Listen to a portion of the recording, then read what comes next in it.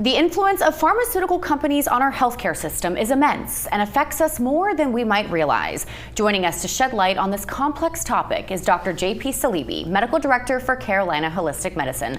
Dr. Saleeby, great to see you again. And when we're talking about how prevalent pharmaceutical companies are in our healthcare system, can you expand on that? I mean, how much is our healthcare pharma-driven? Sure. So the United States healthcare system is like the 5th largest economy in the world.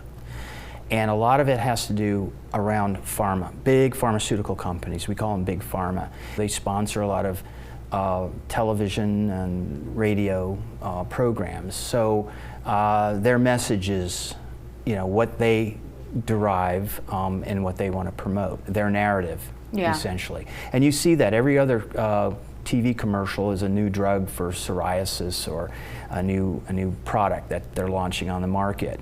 As you had mentioned earlier, there are only 2 nations on the planet that do this, and that's the United States and New Zealand. No other country will allow pharmaceutical ads on their TV radio programs. Mm-hmm. So they have captured a lot of the medical journals, New England Journal, Nature, Lancet, all captured. So basically they only will publish things that the pharmaceutical industry wants them to publish. Mm-hmm. And this became a problem this month when Nature, the medical journal Nature, retracted an article published in 2006 on the cause of Alzheimer's disease with what they call the beta amyloid hypothesis.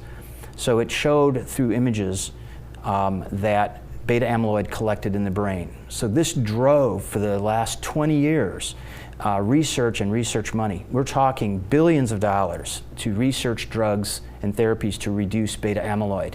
And now the whole theory of beta amyloid as a cause for Alzheimer's is called into question.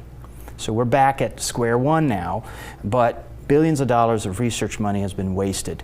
So does this call into question so much other research that has happened over these past 20 years, or nature in general? I mean, how much does this put us back with other diseases? Right, that's a great question. So this is a seminal paper and an experience that we've had, but this has been going on with other journals, high-powered journals, for many years now.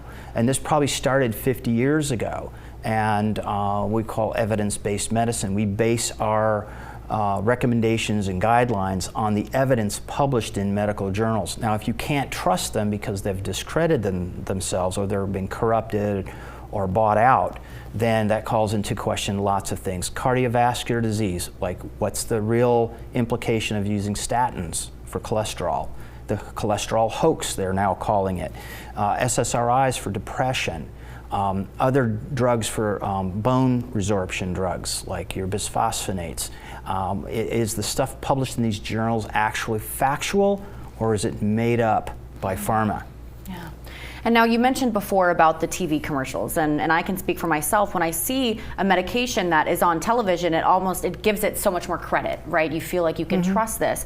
And a big one that we've been seeing is these GLP-1 medications, right? Ozempic, Wegovy. And can you kind of elaborate a little bit on what these GLP-1 medications are, but also if there's any dangers associated with them? Yeah, so GLP-1 receptor agonists are originally brought forth to help control diabetes type 2 by lowering A1C, which is what they do. And in the course of studying that cohort of people, they found out that there was some significant weight loss. But we'll talk about what kind of weight loss in a minute. But they're being overused. I mean, a lot of celebrities are using it. It goes into back order because the supply and demand. So semaglutide, which is the generic, can be compounded by compounding pharmacies only when the other Wegovy, Ozempic are out of stock.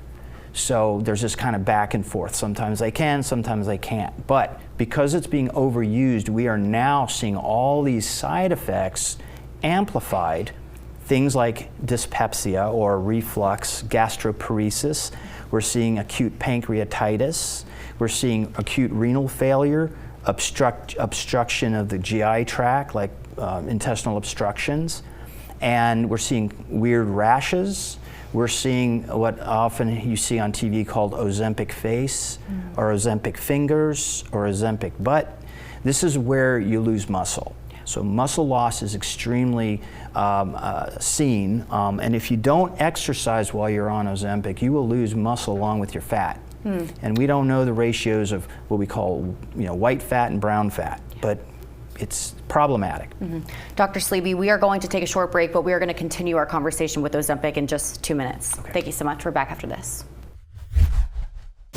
We are back with Dr. JP Saleeby, Medical Director for Caroline Holistic Medicine, who is joining us today to talk about Ozempic. Dr. Saleeby, before we went to break, you mentioned something about Ozempic face, Ozempic fingers. What is that? What does that look like? So it started to come out when a lot of celebrities started overusing semaglutide or GLP-1 drugs for weight loss. And it's a situation where it can take out a lot of the fat in your face that you need there. And it not only in the face, but in the fingers. So people's rings were falling off because their fingers were whittling away. And also what we call Ozempic butt, their buttocks, so that the fat in your bottom to help cushion you when you sit was starting to go away. So they started studying it, and they found out that if you don't exercise vigorously while you're on it, you can lose muscle. So when you get on the scales, muscle actually weighs more than fat. So when you see that needle move, you're thinking, oh good, I'm losing 10 pounds. It might be 8 pounds of muscle and 2 pounds of fat. Okay. Is there a certain amount of time that you would recommend for someone who does decide or qualifies for a GLP-1 medication? What is the maximum amount of time that they should be on it? Sure. So let's talk about what the real reason people should be on that drug for. If you have runaway diabetes with a high A1C and you can't control it with other medications like metformin and diet, nutrition, that's the primary thing, is you should address your diet first. But if you need some help, a GLP-1 inhibitor could be used for diabetes primarily.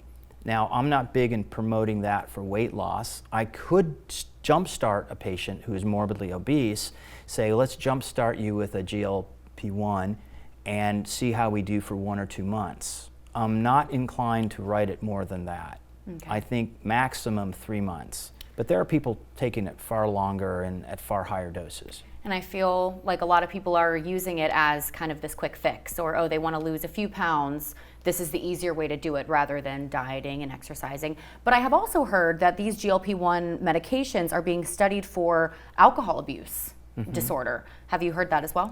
Yes. So they're trying, just like with statins, they're trying to add more things for it to be FDA approved for. There was one case where the people were pushing it for renal failure. However, GLP-1s actually can cause acute renal failure. So there's two sides, polar opposite things associated with this drug. One of my nurse practitioners told me she had 25 patients in her practice have acute renal failure. And when she addressed it with her medical director, she was terminated from that practice. That's frightening. And now, but before I let you go, I do want to ask you, if this does not come to the surface, these potential complications with Ozempic and these popular GLP-1s, what are some of the potential long-term effects that we will see from people that have been using these? Yeah, so everything I mentioned before, gastroparesis, they were having trouble with anesthesia, putting people to sleep so they can have upper endoscopies done. Gastroparesis, which means the food doesn't move down the tubes into your stomach and intestines properly, different kinds of rashes and dermatitises. It possibly could spark other autoimmune diseases. We just don't know yet. It's still early, but the evidence is mounting as this drug is being, or these drugs are being used more and more. Well, Dr. Saleeby, thank you so much for joining us today, and we are looking forward to having you back next week. Sure. Thank you so much. We're back in 2 minutes.